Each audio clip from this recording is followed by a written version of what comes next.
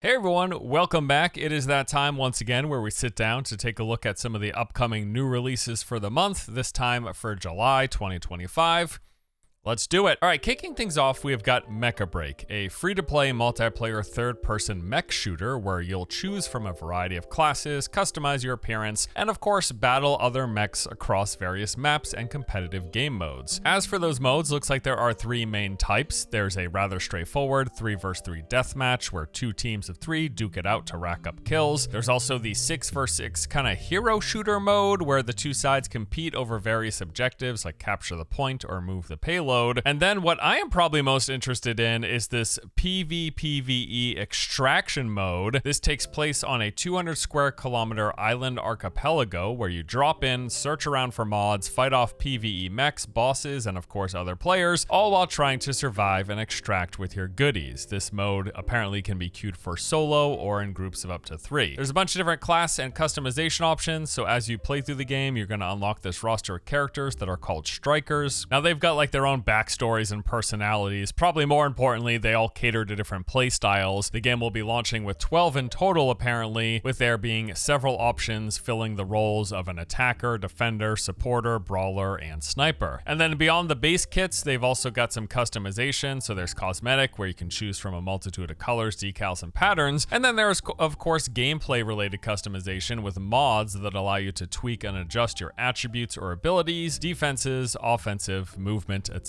And then post-release, they said we can of course expect additional strikers to unlock, new maps to play on, and game modes to try. Now there was a playtest for this game a few months ago during which they reached a whopping 317,000 concurrent players on Steam. Clearly there's a lot of interest in this game, so I'm definitely going to at least give it a look. Obviously though, my most immediate concern, given the fact that this is a free-to-play mech game, and mech games are notorious for having loads of power customization via the different mech parts, in this case mods, will the monetization play into any of that? I'm going to assume there's a high probability. In fact, from a quick bit of research, it looks like the game does have loot boxes that reward mods, which doesn't sound great. Either way, I will give it a look myself and form my own impression from playing the game. Mecha will be launching on July 2nd, coming to PC, PlayStation, and Xbox. Before we continue with the list, let's get a quick word from the sponsor of today's video. Today's video is sponsored by Immortal. This is an open world RPG developed by KingNet with all the nostalgia of the 2003 original classic MU Online, but now brought back for mobile devices. You'll explore this medieval fantasy world while building a roster of characters, completing quests, discovering secrets, battling bosses, and collecting loot. The game features competitive multiplayer modes with 1v1 duels and 3 vs 3 tournaments. There are leaderboards where you compete to become the Dark Star Overlord, and a massive roster of characters and loot for you to collect. Recently, they added a brand new class, the Dark Lord, that comes with all of its own unique skills and abilities, including over-the-top master skills. It's got its own mounts, equipment, and even special wings. If you're interested in learning more and checking out Immortal for yourself, you can use the link in the video description below. Be sure to use code FORCE777 to get a bunch of special freebies. Alrighty, back into the list. Next up, we have got Wildgate, a competitive PvP multiplayer shooter set in space. I played a bunch of this game earlier in the year and genuinely thought it was pretty fantastic. Like, minus a few concerns, I had a lot of fun and was rather impressed overall. Now on the surface, Wildgate does look rather similar to Jump Ship, another space game that I covered earlier in the year. However, they are quite different. Beyond sharing some similar themes and a few mechanics, at the core, Jump Ship is a cooperative PvE game, whereas Wildgate is a competitive team-based PvP game. So you start off by assembling a crew of 4 players, selecting from a roster of unique characters, each fitting different playstyles with their own perks and skills, and you are then matched into a lobby against 4 other crews of 4 players each. You are then launched out into space, or rather one large zone that is full of different points of interest to explore and loot to collect, where the 5 teams will be competing in a fight to the death. Now, one thing that really stood out to me while playing this game was some seriously impressive, fast-paced first-person gunplay. Initially, you will be using this while exploring exploring the different points of interest, taking on a variety of PvE enemies, and completing events that reward weapons along with upgrades for your team's ship. And this is a main driving factor in the game, as the better the upgrades for your ship, the stronger you will be when it comes time to fight, which oftentimes doesn't take all that long, because at the same time as you're going around clearing points of interest and completing objectives to get these upgrades, the 4 other teams in your lobby are doing the exact same thing. And when you inevitably run into each other, the game is full-blown PvP, so you can expect a fight to ensue. Now, this will entail ship-to-ship combat, where you'll be blasting your cannons to take down the enemy's shields and damage their hull, but also you'll be getting into direct FPS combat with other players, either by defending your ship from boarding enemies or setting out into space, launching onto and assaulting and boarding their ship. Every single match is 20 players with those 5 teams of 4, and the win conditions are either to be the last team standing or to find this special artifact and escape with it through the Wildgate, and that's basically the gist of the game. Now, this is the first official title coming from Dreamhaven, a new studio created by ex-Blizzard founder Mike Morhaime, and I can honestly say this is one of the first games that I've played that's said to be from an ex-Blizzard team that actually felt like it would fit right in with the Blizzard aesthetic and gameplay quality. Really enjoyed this. I think the only question for me is how much of an appetite I have right now for a competitive team-based PvP focused game, because that is what this is. But beyond that, like whether or not I feel like playing one of those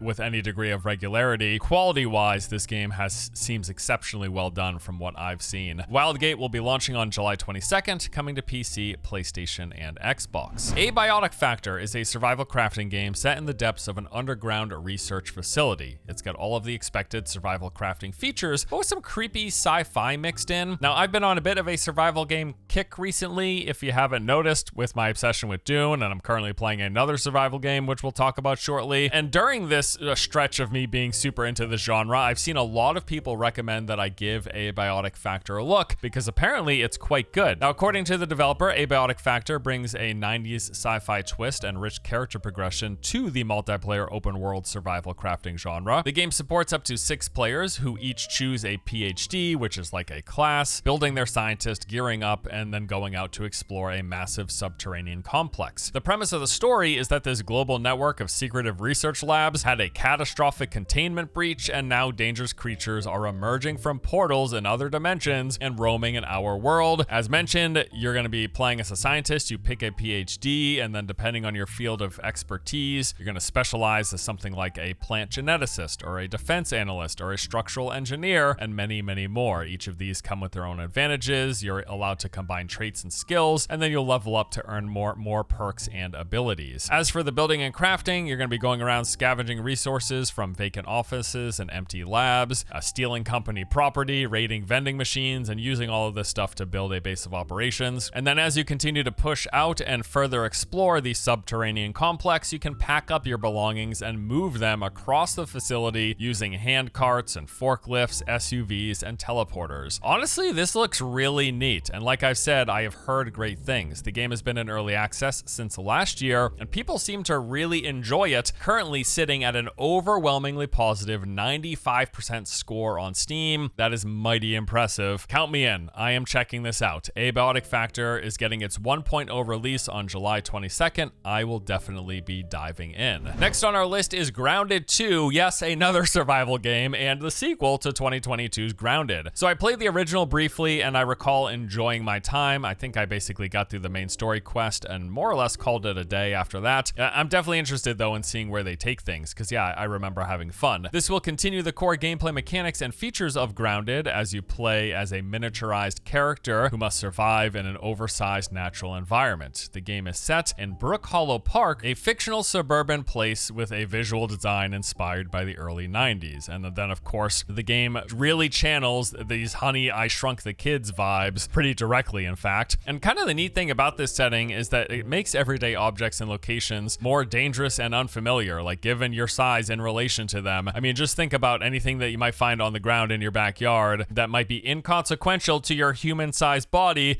but now imagine that you are smaller than an ant. That's essentially what this is. So like a tiny puddle all of a sudden becomes a massive lake. A little bit of pesticide is a radiation zone, and that almost cute-looking wolf spider, well, it's a horrifying monstrosity all of a spiders, in fact, are horrifying monstrosities. So players are going to go around doing the survival thing. You'll be gathering resources, crafting weapons and armor, constructing shelters, and contending with the park's aggressive creatures and environmental hazards. You can now tame and ride insect mounts known as buggies.